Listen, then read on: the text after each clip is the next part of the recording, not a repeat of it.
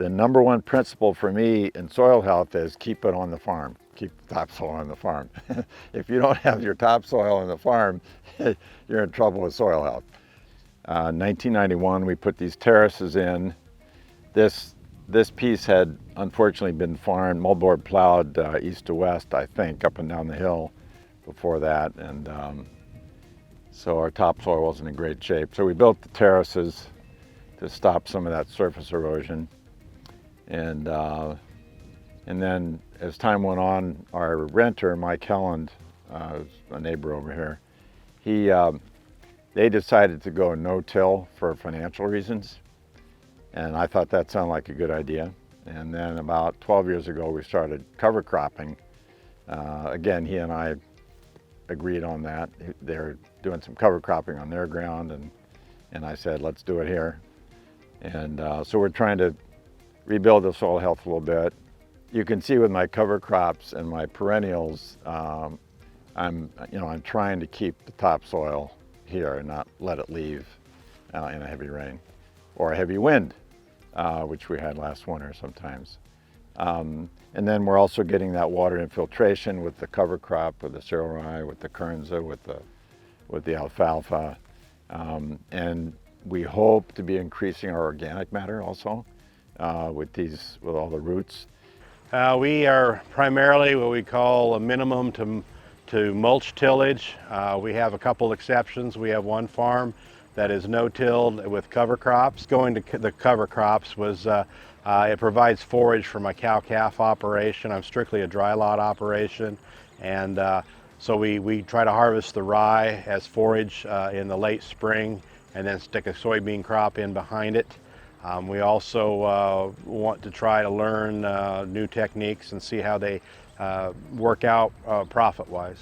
I'd like to reduce wind erosion. That's the one big negative on the moldboard plowed part, is not so much water moving the soil off because of the topography of the soil. It's more of a wind issue in the winter time as well as into the late spring. We can have some winds that move some of that soil, and I don't like that. But conservation ag, reduce tillage to no tillage, reduce fertilizer, the importance of filter strips.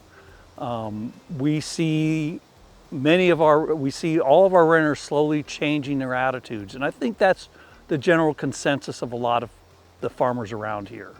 It goes back, I think, to my grandmother and my mom, because they had such a love for the land. You know, my grandmother grew up just 3 miles south of here. My mom, from her, carried on that same spirit, so there was always take care of the land, because the land will always take care of you.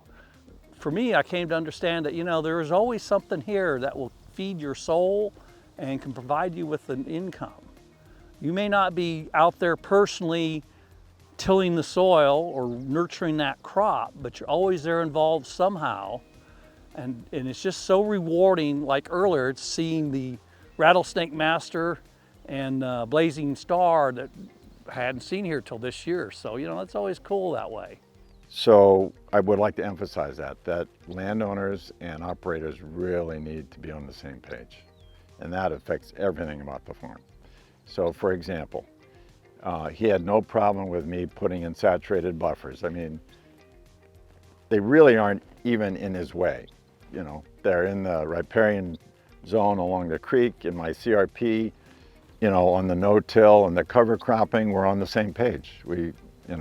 But that relationship is critical. And so I would say to fellow landowners in Iowa, walk around your farm, get to know it, learn about conservation, and sit down and have coffee with your operator a couple times a year and really understand how to respect your land and keep it in good shape for your grandchildren. And otherwise it's not going to happen. The renter is just thinking year to year, and you can't blame them.